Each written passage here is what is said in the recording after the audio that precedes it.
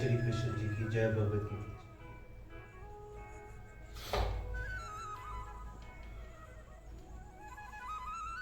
संबंध इस प्रकार कर्मासक्त मनुष्यों की सांख्य योगी की स्थिति का भेद बतलाकर अब आत्म तत्व को पूर्णतया समझाने वाले महापुरुष के लिए ये प्रेरणा की जाती है कि वह कर्मासक्त अज्ञानी मनुष्य को विचलित न करे।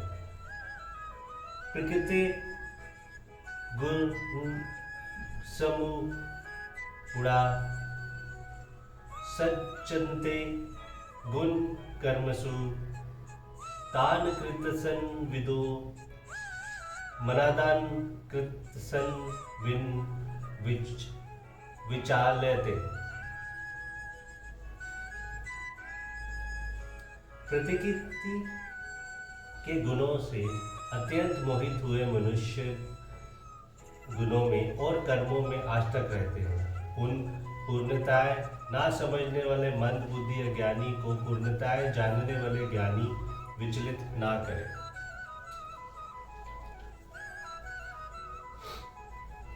प्रकृति गुण समूढ़ ये विशेषण किस श्रेणी के मनुष्य का लक्ष्य करता है तथा वे गुणों और कर्मों में आज तक रहते हैं, इस कथन का क्या भाव है।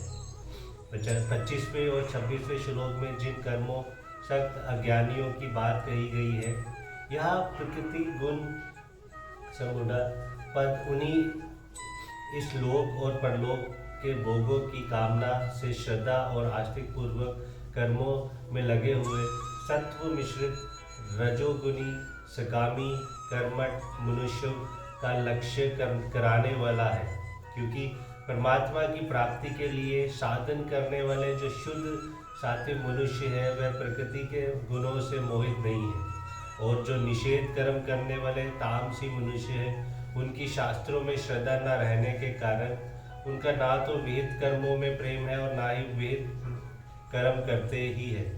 इसलिए उन तापसी मनुष्य को कर्मों से विचलित ना करने के लिए कहना नहीं बनता, बल्कि उनसे तो शास्त्रों में श्रद्धा करवाकर निश्चित कर्म छुड़वाने और विहित कर्म करवाने की आवश्यकता होती है। तथा वह सकाम मनुष्य गुणों में कर्मों से आज तक रहते हैं। इस कथन में ये बात दिखलाया गया है कि गुणों से मोहित रहने के कारण उन लोगों की प्रकृति से अतीत सुख का कुछ भी ज्ञान नहीं है। वह संसारिक भोग को ही सबसे बढ़कर सुखदायक समझते हैं, इसीलिए वह गुणों के कार्य रूप भोगों में और उन भोगों की प्राप्ति के पायभूत कर्मों में ही लगे रहते हैं। वह उन गुणों के बंधन से छूटने की इच्छा या चेष्टा करते ही नहीं है। तान पदक सहित अकृतसन वीर और मंदान पद से क्या भाव दिखलाया गया है। इन तीनों पद से यह भाव दिखलाया गया है कि उपयुक्त श्रेणी के काम मनुष्य यथार्थ तत्व के न समझने पर भी शास्त्रों कर्मों में और उनके फल श्रद्धा रखने वाले होने के कारण किसी अंश में तो समझते ही है। इसीलिए अधर्म को धर्म और धर्म को अधर्म मानकर मनमाना आचरण करने वाले तामसी पुरुष वह बहुत अच्छे हैं। वह स्वर्था बुद्धिहीन नहीं है, अलग बुद्धि वाले हैं, इसीलिए उनके कर्मों का फल परमात्मा की प्राप्ति ना होकर नाशवन भगवान भोगों की प्राप्ति ही होता है।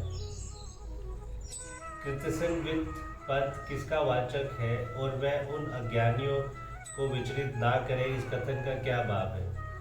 पूर्वोक्त प्रकार से गुण विभाग और कर्म विभाग के तत्वों को पूर्णतया समझकर परमात्मा के स्वरूप को पूर्णतया यथार्थ जानने वाले ज्ञानी महापुरुष का वाचक यहाँ कृतसंवृत पद है, और वह उन अज्ञानियों को विचलित ना करे। इस कथन से भगवान ने ये बात दिखलाया है कि कर्मों में लगे हुए अधिकारी सकाम मनुष्य को कर्म अत्यंत ही परिश्रम साध्य है।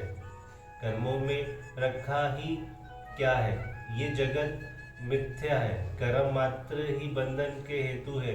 ऐसे उपदेश देकर शास्त्र विहित कर्मों से हटाना या उनकी श्रद्धा और रुचि कम कर देना उचित नहीं है, क्योंकि ऐसा करने से उनके पत्निक संभावना है। इसीलिए शास्त्र विहित कर्मों में, उनका विधान करने वाले शास्त्रों में और उनके फल में उन लोगों को विश्वास को स्थिर रखते हुए ही उनके यथार्थ तत्व को समझना चाहिए।